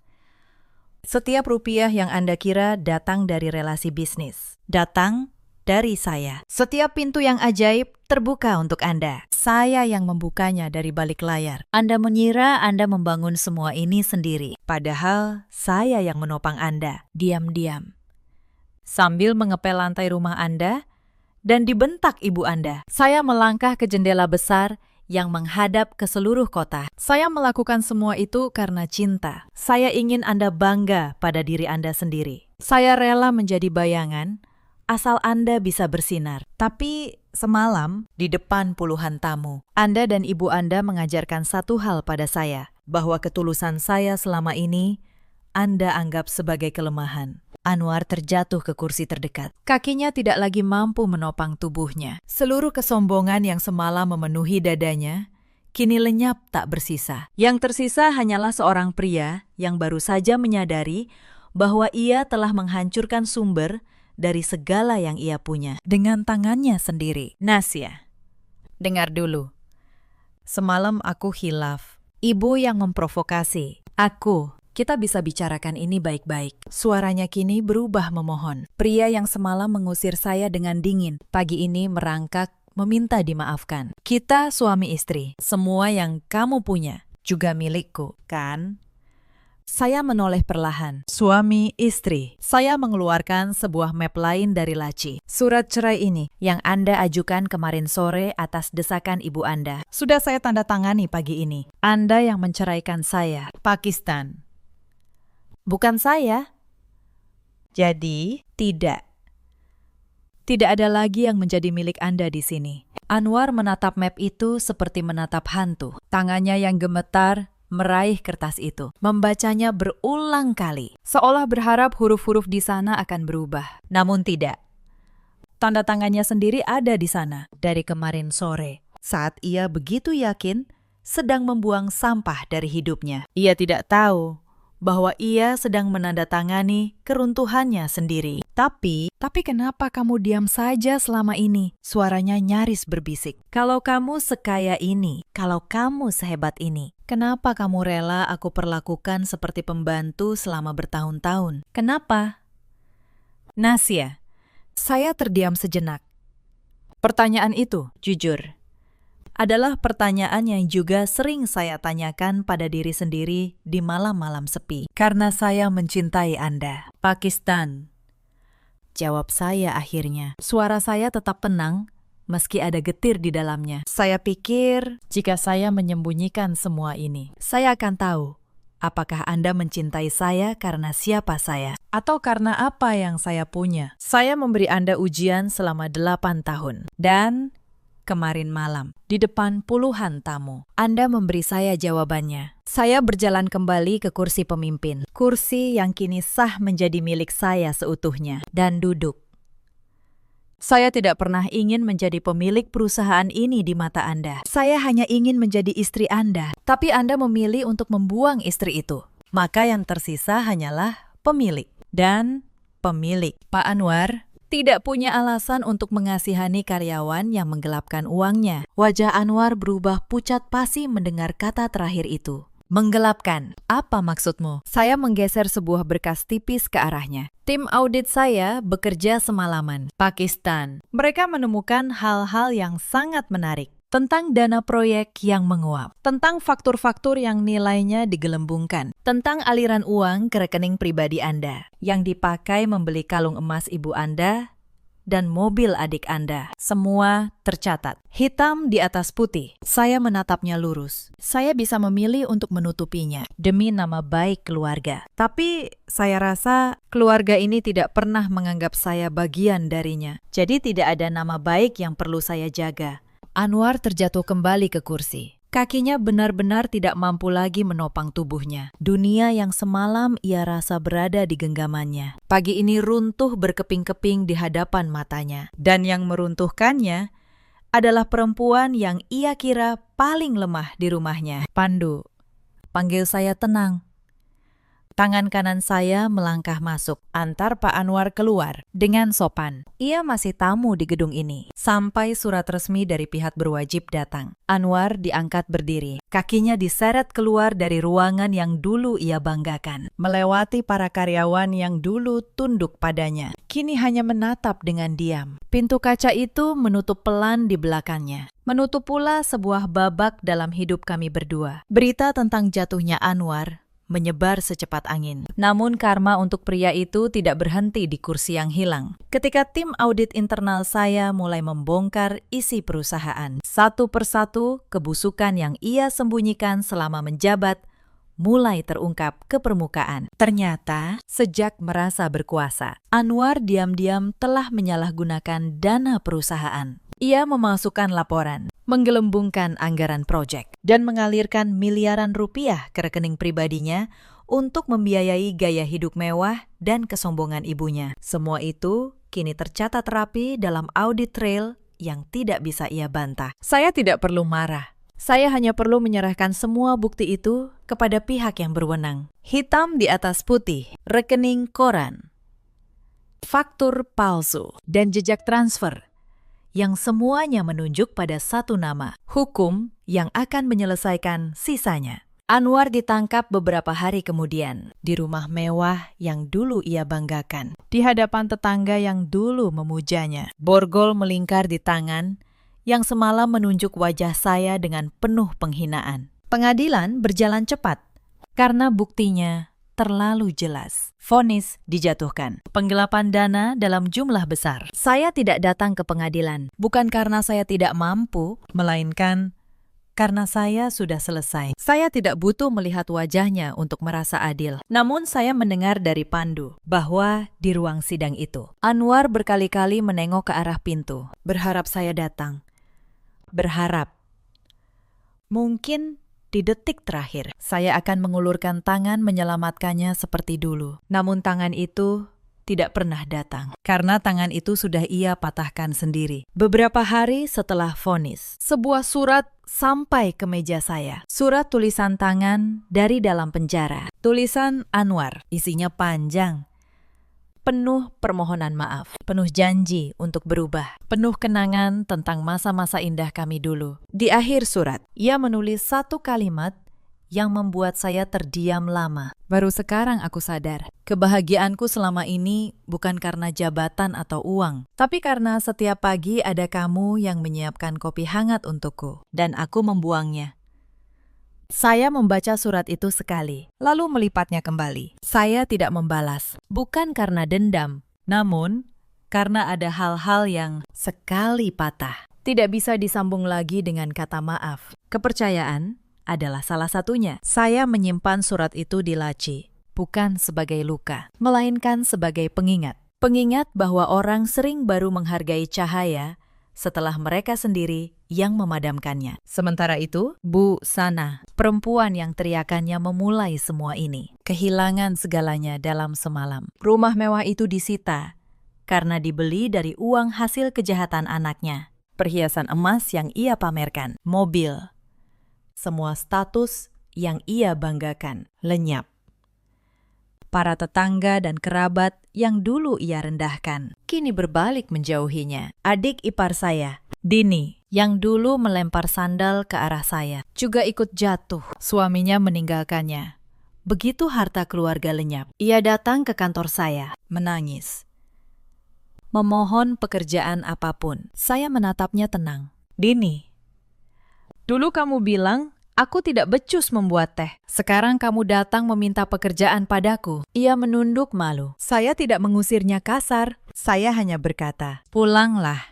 Belajar menghargai orang lebih dulu, sebelum kamu meminta dihargai. Ia pergi tanpa kata. Bu, Sana sendiri akhirnya mencoba datang kepada saya. Bukan untuk meminta maaf, melainkan untuk meminta belas kasihan dan uang. Saya menerimanya di lobi kantor. Tidak di ruangan saya. Bu, kata saya, tenang. Selama bertahun-tahun saya melayani ibu dengan tulus. Yang ibu berikan adalah hinaan. Saya tidak akan membalas dengan kejam. Tapi saya juga tidak akan menopang seseorang yang dengan sengaja mematahkan tangan yang memberinya makan. Bu Sana, yang dulu begitu angkuh, kini berlutut di lantai lobi yang dingin. Tolong.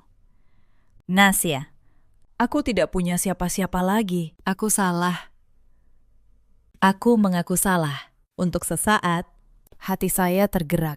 Namun lalu saya teringat, malam saya demam sendirian tanpa obat. Teringat semua hinaan di depan tamu. Teringat dorongannya agar anaknya menceraikan saya. Bangun, Bu, kata saya pelan. Saya akan memberi ibu cukup untuk makan dan tempat tinggal sederhana. Bukan kemewahan. Karena kemewahan bukanlah yang ibu butuhkan. Yang ibu butuhkan adalah belajar bahwa derajat manusia tidak diukur dari emas di leher, tapi busana dengan harga dirinya yang masih tersisa. Menolak bantuan sederhana itu, ia keluar dari gedung dengan tangan kosong, memilih jalanan daripada menerima belas kasihan dari menantu yang dulu ia hina. Untuk pertama kalinya dalam hidupnya, tidak ada yang membukakan pintu untuknya. Waktu berjalan.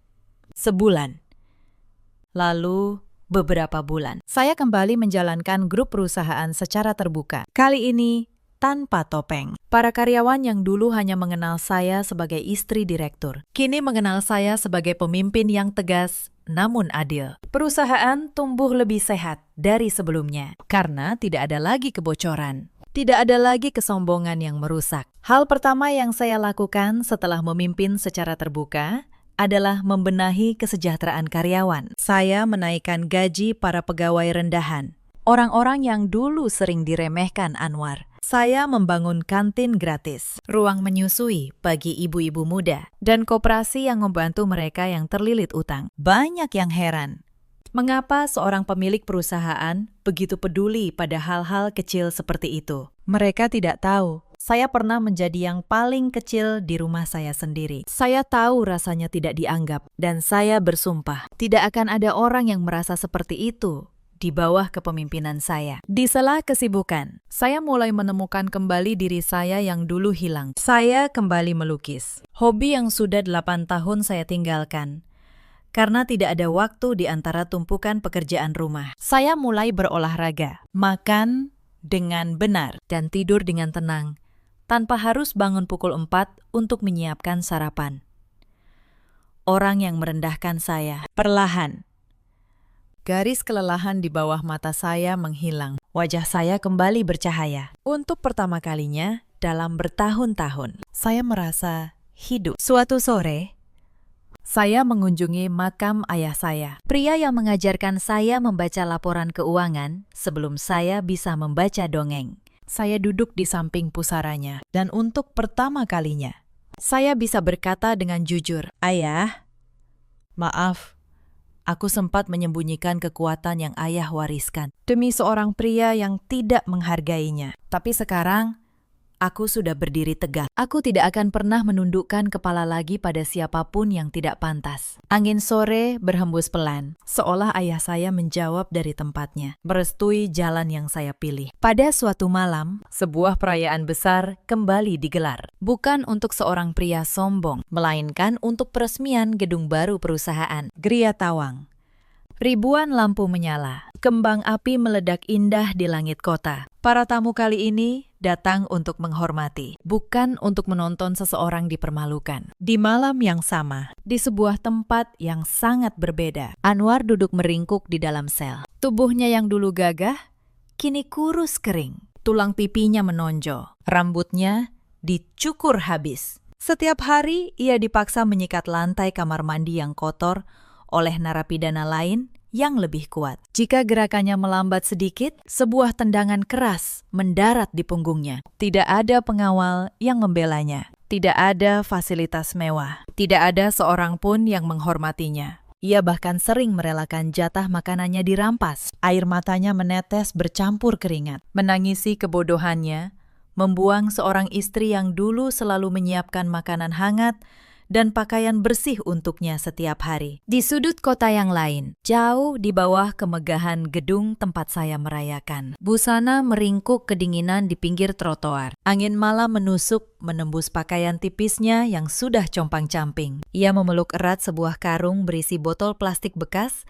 yang seharian ia kumpulkan. Tidak ada tempat berlindung. Ketika suara kembang api perayaan meledak di langit, memancarkan cahaya indah dari arah gedung milik mantan menantunya. Busana hanya bisa menengadah dengan pandangan nanar. Matanya yang sudah rabun menangkap cahaya itu dengan dada sesak oleh penyesalan. Ia akhirnya menyadari ia telah mengusir satu-satunya pelindung keluarganya hanya demi mengejar keserakahan yang palsu. Kembali ke puncak gedung, saya mengasingkan diri sejenak dari keramaian para tamu. Saya berjalan menuju balkon luar. Angin malam yang sejuk menyapa wajah saya dengan lembut. Dari ketinggian itu, saya bisa melihat hamparan lampu seluruh kota terbentang luas sejauh mata memandang. Perasaan damai yang sangat mendalam menyelimuti hati saya. Segala luka dan penderitaan yang pernah saya rasakan di masa lalu, kini telah benar-benar terbayar lunas. Saya tidak menyimpan dendam apapun lagi, karena semesta telah mengatur jalannya keadilan dengan cara yang sempurna. Pandu datang menghampiri dari belakang, berdiri di samping saya dalam diam, menemani saya menikmati pemandangan malam. Saya menyandarkan kedua tangan di pagar pembatas kaca, menarik napas panjang, lalu menghembuskannya dengan lega. "Apakah ibu menyesal?" tanya Pandu pelan. "Menyesal telah menyembunyikan semuanya begitu lama." Saya tersenyum tipis. "Tidak. Pandu, kalau ada yang aku sesali, Itu bukan karena aku menyembunyikan kekuatanku. tapi karena aku terlalu lama percaya bahwa cinta bisa mengubah orang yang sudah memilih untuk sombong. Kesabaran adalah kekuatan, tapi kesabaran pada orang yang salah hanya akan menjadi rantai. Aku sudah belajar membedakan keduanya. Saya menatap lurus ke cakrawala, merenungkan perjalanan panjang yang telah membentuk saya menjadi sekuat baja seperti saat ini. Saya tersenyum, lalu bergumam pelan dengan suara yang tenang namun penuh makna. Jangan pernah sesekali merendahkan wanita yang dengan tulus menemanimu berjuang dari bawah. Karena saat kau dengan sombongnya membuang wanita itu, sejatinya kau bukan sedang menyingkirkan pembawa sial dari hidupmu, melainkan kau sedang memotong dan menghancurkan sayapmu sendiri. Sayap yang selama ini diam-diam selalu menopangmu untuk bisa terbang tinggi. Angin malam kembali berhembus, membawa kata-kata itu terbang mengudara, bersama dengan semua masa lalu yang buruk. Sahabat,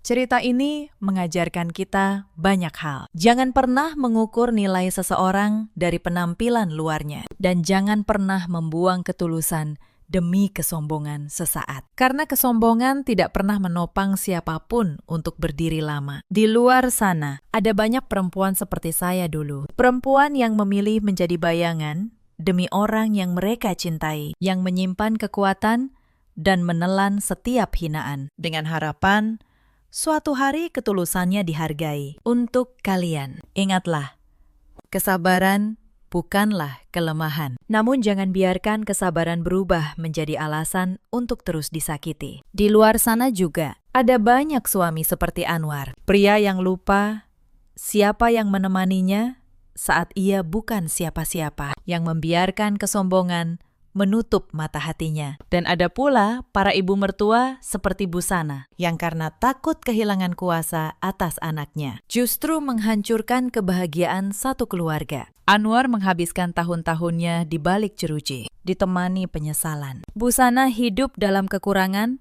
yang dulu selalu ia takuti. Sementara saya bangkit. Bukan dengan dendam, Melainkan dengan harga diri yang utuh kembali. dalam hidup kita semua punya pilihan. Memilih untuk tulus, Atau memilih untuk serakah. memilih untuk menghargai, atau memilih untuk merendahkan. Dan setiap pilihan, cepat atau lambat, Akan membawa kita pada akhirnya masing-masing. Ceritakan kisah kalian di kolom komentar. Pernahkah kalian diremehkan? Lalu membuktikan bahwa mereka salah. Terima kasih sudah menemani sampai akhir. Jangan lupa like, subscribe, dan nantikan kisah berikutnya.